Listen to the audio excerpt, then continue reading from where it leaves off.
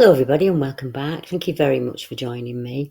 My name is Deborah Hatswell and you're listening to BBR Investigations. From the misty farm lanes of Lancashire to the chilly Cairngorms, it's that time of year when it's good to curl up with a warm drink, an ice blanket and possibly a fire. Relax while I take you on a tour of some very strange mountain ranges. In the lonely Cairngorm Mountains, there is a place known to many as the Shelter Stone. The Shelter Stone is sometimes referred to as a bothy, but it's more accurately described as a howff, just a shelter in a gap between boulders. And in this case, the main flat-sided boulder is a big one, which is visible, in clear conditions, jutting out of the rock-strewn slope above the western end of Loch Haven. Now, while there are reports dating from the 18th century of 18 armed men holing up in the Shelter Stone, the 12 square metres of usable floor space is perhaps better placed to accommodate about half a dozen people in relative comfort. Although there are contemporary records of around a dozen men squeezing in there in the 1950s to take shelter overnight. In January this year, a young woman found refuge at the Stone Howff after nearly perishing on the slopes in bad weather. Justina Colberg, 32, from Edinburgh, was on a walk to the summit of Ben Macdhu, Britain's second highest mountain, when she got into some serious difficulty.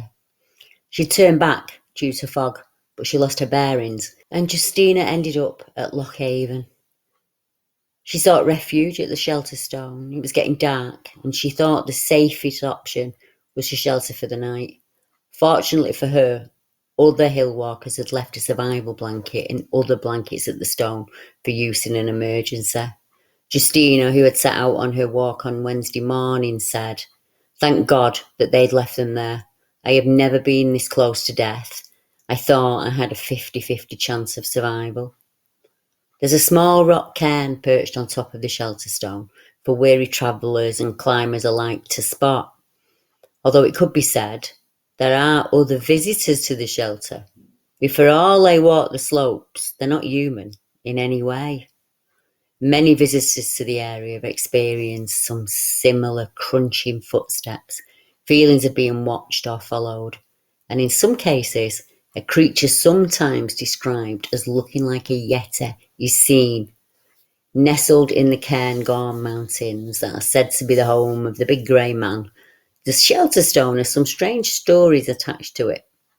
And one of the most interesting accounts was shared with me only last week by a BBR member, and I knew you would all be interested in this article. I have also included a number of other strange reports made by people who have sheltered at the Shelter Stone. This first experience centres around a group of climbers, and it was shared by Tom Marr when he explained a terrifying encounter that he had with a mysterious presence at the Shelter Stone in 1977. Tony said, "This happened to me and two of my close friends during a bivouac in the Cairngorm Mountains of Scotland. It was August 77. Despite this mysterious incident occurring more than 4 decades ago, the story until now has only ever been shared with my family and very close friends. However, over the last few years, I've been encouraged to record and share my story with a larger audience, some of whom may hopefully find it as mystifying and intriguing as I do." Tom went on to add, "Our team that weekend comprised of John Chadwick, Alan Taylor and me. We first met and became close friends a few years earlier through our common passion of rock climbing. As keen climbers, we were well aware of the best and hardest rock climbs in Britain. On one such weekend, a bank holiday weekend, we planned to test our skills and climb the Steeple, a route on one of Scotland's finest rock faces, the huge Shelter Stone crag in the Cairngorm Mountains. The climb has a fearsome reputation. We were already experienced climbers, with a long list of similar difficult climbs behind us. John and I were both in our late 20s, but between us, we had already amassed more than 30 years of climbing experience, both in the UK and the Alps. Alan was our youngest team member at just 17. Yet despite his tender age, he was already a very talented climber. We were under no illusion just how difficult this climb was going to be. Leaving our homes in Middlesbrough after work on the Friday evening, we embarked on the long drive north. Sometime in the early hours of Saturday morning, John, our driver, declared he needed some rest, and he promptly pulled into a quiet lay-by just outside Abbey. We slept for what was left of the night, and after a breakfast, we headed into town. We drove the remaining few miles to the Cairngorm chairlift car park. Stepping from the car into the chilly, moist air was an unpleasant shock. It was August, but dark clouds sped overhead, and they were being propelled by a strengthening wind. The car park was virtually deserted, apart from two small groups of walkers. Yet it was mid-morning. Why was it so quiet? Did people know something we didn't? We sorted and packed our rucksacks with equipment for the weekend. Food, stove, fuel for 3 days, cooking gear, ropes, climbing gear, the normal stuff. We had a really pleasant downhill walk to Lockhaven and the Shelter Stone. This became a real physical battle, though, because the wind was blowing with such force that we had to lean against it and drive ourselves forward. It was not until we began the final descent to the loch that the terrain began to offer some shelter, allowing us to unzip our jackets and wipe our watery eyes. "There it is," said John, pointing beyond the loch, and our eyes were drawn to the Shelter Stone crag. The path led into the boulder field beneath the shelter, where we found some refuge for the next few days. We were relieved to find the shelter was empty and unoccupied. In fact, it suddenly dawned on us we'd not seen another human being all day. We began unpacking our rucksacks and making ourselves comfortable. The day was nearly over, and darkness was fast approaching. Inside, it was quiet and peaceful, totally insulated from the outside world. We settled ourselves on the flattest ground we could, with our feet pointing towards the entrance. We ate our meal and settled in for the night. And as soon as our torches were out, it became absolutely pitch black. You could just make out the open entrance in the blackness. I think we fell asleep pretty quickly. The day's strenuous activities had tired us all out. Sometime later, I was woken by sounds that were coming from our cooking pots. I could hear scratching and rattling noises that I figured were just mice searching for scraps of food. I drifted back to sleep. Later still, I was again roused from my sleep, this time by another, more unexpected sound. This time it was a distinct rattle of someone sliding on the stones. I really didn't want to be disturbed again, so I just closed my eyes and I listened, wishing that whatever was making the noise would just go away and let me get some sleep. The sounds were coming from the scree slope above the shelter, and they were becoming louder. Given the time of night, I thought it was unlikely to be a deer, but it could possibly be other climbers or walkers looking for shelter. I lay quietly with my eyes shut, but fully awake now, listening, expecting to hear voices, but there were none. I rolled over in my sleeping bag so I could look towards the approaching sounds, trying to see a glimpse of torchlight through the gap in the Shelter Stone's dry walls, but there weren't any. The sound of sliding scree faded away, only to be replaced by the distinctive clonking sound made when granite boulders knocked together. Someone was picking their way through the boulder field towards us. I could make out the sound of a single set of slow, heavy footsteps getting ever closer, and there was no other sounds or voices. Once again, I turned my head towards the approaching sounds, trying to catch a glimpse of torchlight or movement, but again there was nothing. I began wondering how anybody could negotiate that boulder field on a pitch black night without some form of light. The previous day we'd crossed the same rocky terrain in daylight, and we all found it required great skill not to slip or fall on those rocks. The footsteps were approaching the rear of the Shelter Stone with a slow, regular, and very heavy thump, thump, thump. And then they suddenly stopped. And there was total silence. Whatever was making the sounds was now within 10 feet of where I was lying. I was beginning to feel tense and uneasy. The footstep sounds I was hearing were unlike anything I'd ever heard before. My brain raced through its memory bank, trying to match these sounds with others I'd experienced over the years. Were they the sounds of human, any manner of animal? But there was no match. I was confused. This was my 20th year as a rock climber, and in that time I'd spent hundreds of nights in the mountains, either under canvas or in some natural shelter. Never once in all these years had I ever felt frightened or threatened until now, and this was very different. After what seemed like minutes but was probably only seconds, the footsteps started again with the same slow, heavy rhythm. Thump, thump, causing some of the boulders to clunk together. I could feel the vibrations from each footstep through the rock slab, and I was laid upon the ground. I could feel it. My nervousness was gaining momentum. Fear churned in my stomach, and I was outside my comfort zone. What the hell was happening to me? The footsteps were moving around the outside of the shelter towards the entrance by now, and although I could not see any movement, each footstep was so distinct that I was able to track the progress as they neared ever closer to the entrance. I raised my head and I peered past my feet, and the entrance was barely discernible, a grey shadow amongst jet blackness. The eerie footsteps stopped at the entrance. I had no torch. There was no light, no sound. I was breaking out in a cold sweat. Never have I experienced anything so frightening. My eyes strained to penetrate the darkness, trying to identify whatever was making my pulse race. But still, nothing was visible. After what seemed like an eternity, the footsteps began again, slow and heavy. But this time they were heading away towards the lock. I listened intently, and the sounds eventually faded. I breathed again. I lay for several minutes still. My mind was in turmoil. What on earth had I just experienced? My thoughts turned to my two companions. Alan lay a short distance to my left, and John a similar distance to my right.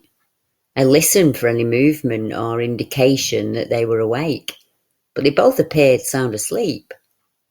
I began to wonder if I'd just experienced a really bad dream. Restless but utterly exhausted, I finally fell asleep. John was the first one awake, and he crawled outside to check the weather. Seconds later, he shouted back through the entrance, "You're not going to believe this. It might be summer, but we've got snow." Alan and I looked at each other in disbelief, and then we scrambled outside to look for ourselves. Sure enough, only a few feet higher, the rocks were covered in a very thin layer of wet snow, and the crags were just covered in mist. Our plans for the weekend had just been cancelled. We were really disappointed, but we just had to get breakfast over and done with and then leave. My two companions appeared to be their normal selves. My own thoughts kept returning to the previous night. Had it been just a dream? Was it just me? I wasn't sure. I needed to find out though. John was standing next to me and I asked if he'd slept okay. And he said he'd slept well. "Great, slept like a log," was his reply. I was shocked by his response, and I wondered how he could have slept through those mice clattering around, the sliding scree, those footsteps. Maybe I'd been dreaming. I turned to Alan, who was busy making bacon sandwiches. "How about you, Al? How was your night?" Alan paused as though he was considering his answer. "It wasn't a good one," was his initial reply. Then he turned the question back to John and I. "Did anything disturb either of you two last night?" John quickly answered with a resounding, "Nope, nothing." Attention turned to me. "I had a dreadful night," I replied. My response seemed to stir Alan's attention, and another question, "What was the problem?" And I just replied, "I could hear mice in the cooking pots." Alan nodded in agreement and said, "Anything else?" "Well, I heard noise from the scree and footsteps," I replied. Alan looked relieved and he responded excitedly, "Yes, yes, I heard that as well. What the hell was it? I shrugged my shoulders and said, no idea. I have never experienced anything like that before. Clearly, Alan and I had experienced the same bizarre incident, and for the next few moments, we just stood looking at each other, both relieved that we had validation from each other. We hadn't imagined it. John said, "Are you two taking the piss?"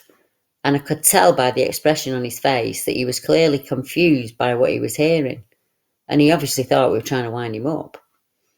Alan and I said that we were deadly serious, and we spent the next 20 minutes or so telling him what happened during the night.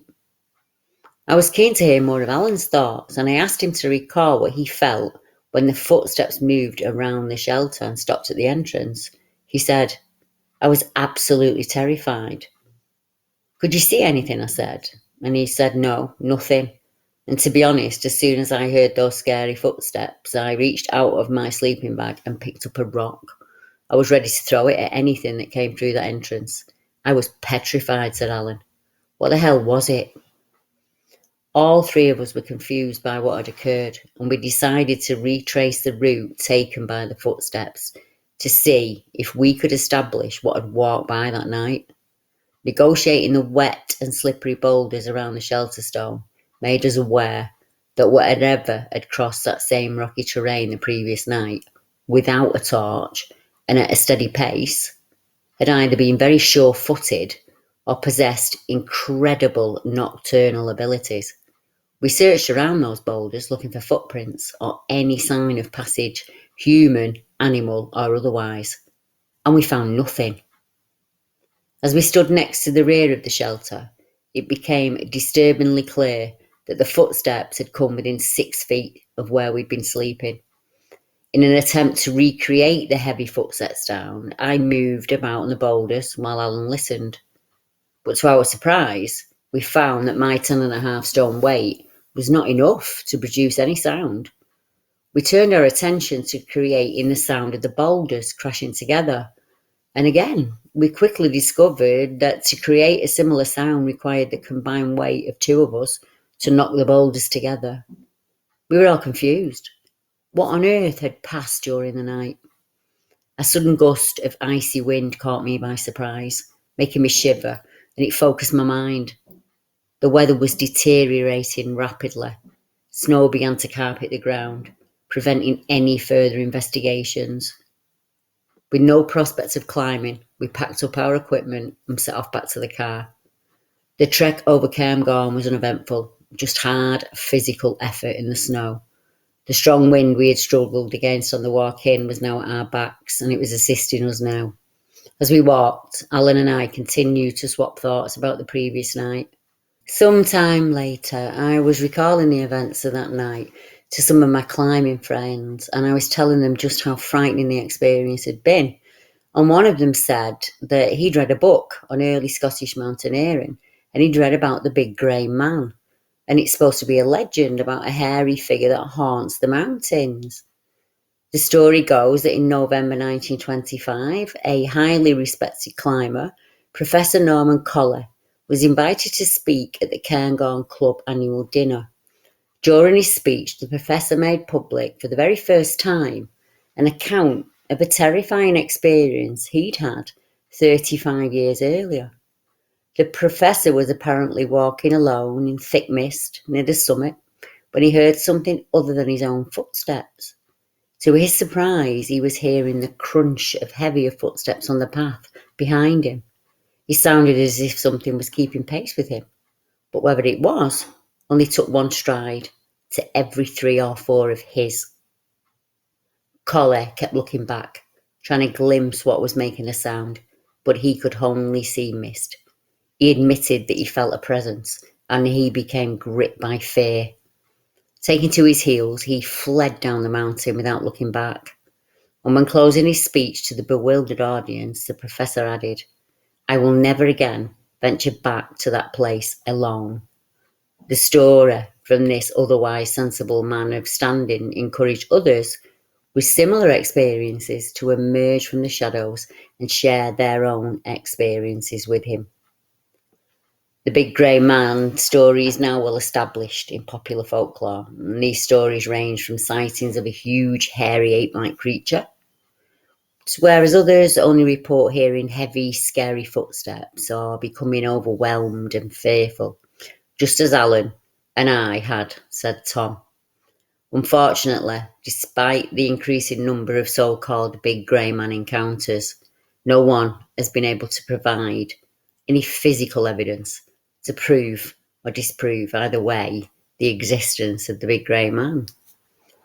Tom went on to add, although I finally written this story more than 4 decades after it occurred, my memories of that night are still as vivid as if it were yesterday. I have climbed in the cairngorms many times since that night, but I have never felt any desire to return to the shelter stone. Alan and I are still active from climb on a regular basis. Over the years, we have often recalled and deliberated our shelter stone incident, ever hopeful for an answer or an explanation about what happened. When we tell the story to friends or interested parties, I'm often asked if I think we really had encountered the big grey man that night. My usual reply is, possibly, but I can't be certain, and I didn't see anything, and I have no hard evidence. What I am certain about is that whatever I experienced that night in August 1977 was very real and extremely frightening, and to this day, it remains a complete mystery. Now, these chaps are not the only people to have experienced something at that stone shelter. Other reports there include a report in 1940, while spending a summer's night underneath a huge block of stone on Ben Macthew slopes, known as a shelter stone, Scottish author R. MacDonald Robertson and a friend were awakened by the sounds of growls that were being made by Robertson's dog. Then they could clearly hear the sound of crunching steps approaching them along the gravel path that led to the stone shelter, until suddenly they faded away again. The dog stopped growling, and once again it relaxed. 2 years later, Sidney Scroggy was staying at the shelter stone, and he saw a tall, stately human figure when it appeared out of the black night on one side of the log. The figure was said to be clearly silhouetted against the water. It was described as having a strange gait. It walked at a pace with long, deliberate steps as it moved across the combined burns just where they entered the lock. Despite rushing over to the spot, Scroggy found no footsteps or any other evidence of the figure having even been there. The experience caused Sidney Scroggy a great deal of unease, so he quickly returned to the shelter stone. These are not the only strange accounts of activity in the cairngorms. There are several reports from reputable climbers, hikers who've experienced the strangest things up there on the lonely peaks. Tom Robertson was 68 at the time he made his report in 2004, and he's far better known as a ghost hunter in his community. He was out hunting for a possible ghost or spirit when he had his unexplained encounter. During the investigation, Robertson and a friend were camped on the summit when Tom was shocked to see a Yeti-like creature, which was nearly 12 feet in height, and this creature then attacked their tent while they were sleeping. Mr. Robertson said, "We were in our tents when it happened. It was about 1 a.m. We had climbed into our sleeping bags some time before. We heard the sound of footsteps that sounded like something was coming in our direction. It was walking up to the tent, and we both heard mumbling noises as it made sounds outside. Only a short while later, their tent collapsed in on them." Tom said, "I looked up through the air vent in the roof of the tent and I saw a large arm that came crashing down onto us. And standing there was the figure of a creature that seemed to resemble a Yeti, and it was standing over the tent looking in at us. Then in that moment, all hell broke loose and the creature was trying to get us. I remember something landed on my foot, and after this my toes were black and bruised for weeks." Mr. Robinson also found 24-inch footprints in the gravel at the site of the camp. After the attack was over, the two men were drenched from the heavy rain that fell that night as it poured into their collapsed tent. At 4 a.m, they packed up and started down the mountain. But after nearly 2 miles of walking, Mr. Robertson became ill and weak from exhaustion. His friend Derek Blake was forced to leave Mr. Robinson at the spot wrapped in a sleeping bag for warmth, and Mr. Blake pressed on and was eventually able to summon help. Thankfully, the two men were picked up by the mountain rescue team at around 11 a.m. that morning. In 1940, a man named Robert Frey came forward and told a tale on behalf of his friend, who decided to spend a night camping on the top of the mountain in 1940. The friend was resting in his tent near the cairn when he began to suffer a feeling of overwhelming morbidity and a sense of unreality that was hard to shake, but eventually he finally fell asleep. The man woke up with the moonlight shining through a gap in his tent, and he suddenly realised that he could see something brownish that was standing between himself and the moon. Horrified, the man froze, and he waited for the thing to move away. When it did, he looked out into the brilliant moonlight and saw a large brown creature that was swaggering away down the mountainside. He said the creature had an air of insolent strength about it. Incredibly, he estimated the height of the thing to be around 20 feet tall, and he described it as having an erect posture. It had broad shoulders and a tapering waist. He said, "I don't know what it was, but it wasn't human." Can you imagine being these men out there on a lonely mountainside, miles from anywhere, underneath a stone shelter or in a tent, and you hear these crunching footsteps that are coming in your direction, or these footsteps follow you or chase you down the mountain? The young lady in our report earlier who stayed in the shelter stone at that night said that it saved her life. I wonder how she would have felt if she'd known the stories that these men had had happen to them when they were there. Adjacent to the shelter stone as the crow flies, there is another strange report that matches very well with the other accounts of a climber who suddenly hear footsteps that are crunching the scree coming in their direction, or even following them down as they descend. In 1945, Peter Densham, who is a local forester and climbing enthusiast, had lots of experience on the Cairngorms. Mr. Densham decided one day in 1945 to climb the Ben, which he accomplished, and he arrived at the summit cairn around noon. It was a clear, bright day, and the panorama from Britain's second highest mountain was utterly breathtaking. He stood and he took in the views. However, the mist soon descended, and Mr. Densham decided to finish off his lunch at the cairn and then make his way back down the slopes. Knowing the hill well, Peter was in no way disturbed by the mist or poor visibility. Setting off on his route, he soon heard the familiar crunch of feet on the plateau behind him. At first he was intrigued rather than afraid, and he set off to investigate, thinking of the grey man and the paranoia of others, but not really taking it seriously. As Peter got closer to the noise, he too was suddenly overcome by a sense of foreboding, and his desire to flee the mountain became intense. Without even thinking, instinct took over, and he was soon running hell for leather to the valley below, barely missing the steep cliffs of Lurcher Scrag. Mr. Densham was left shaken and utterly convinced that something unnatural stalked the mountains. Alistair Borthwick's superb 1939 book about climbing in Scotland, which is titled Always a Little Further, relates two accounts from climbers who he knew that experienced the big grey man. The first witness was alone, heading over Machdhu for Carrow on a night when the snow had a hard, crisp crust through which his boots broke every step. He reached the summit, and it was while he was descending the slopes that he heard footsteps coming from behind him. Footsteps not in the rhythm of his own, but occurring only once for every 3 steps that he took. He went on to explain, "I felt a queer, crinkly feeling in the back of my neck, but I said to myself, this is silly. and there must be a plausible reason for it.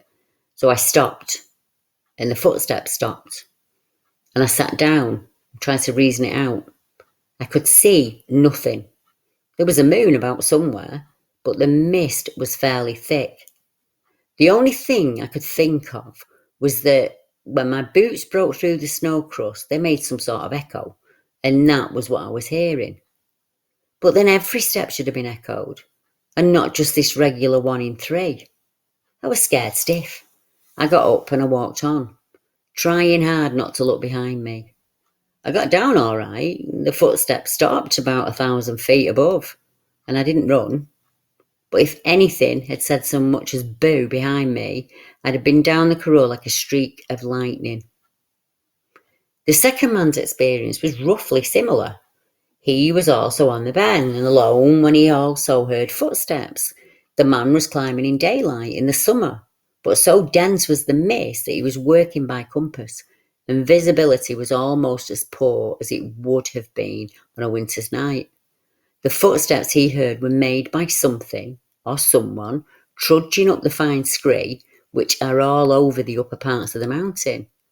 A thing not so extraordinary in itself. The steps were only a few yards behind him, but what was exceedingly odd was that when the mist suddenly cleared and he could see clearly, there was no living thing on the mountain. And at that point, the mountain was devoid of cover of any kind. Mr. Borthwick asked the witness, "Did the steps follow yours exactly?" "No," said the witness. "That was the funny thing. They didn't. The footsteps were regular, all right, but the queer thing was that they seemed to come once for every 2.5 steps of my own." Alistair Borthwick went on to explain, "Once I was out with a search party on the Ben, and on the way down after an unsuccessful day, I asked some of the gamekeepers and stalkers who were with us what they thought of it all. They worked there, so they should know. Did the big grey man exist, or was it just a silly story?" And they looked at me for a few seconds, and then one of them said, "We don't talk about that." Another experience was reported in October 1943. It was in the Highest Peaks blog, and it was written by a gentleman who was climbing and all of the dangers it brings. He also felt the strange foreboding wash over him on the visit to the summit. The man explained, "I spent 10 days leave climbing alone in the Cairngorms. One afternoon, just as I reached the summit of Ben Machdhu, the mist swirled around and enveloped the mountain. The atmosphere became dark and oppressive, and a fierce, bitter wind whisked among the boulders, and an odd sound echoed through the mist.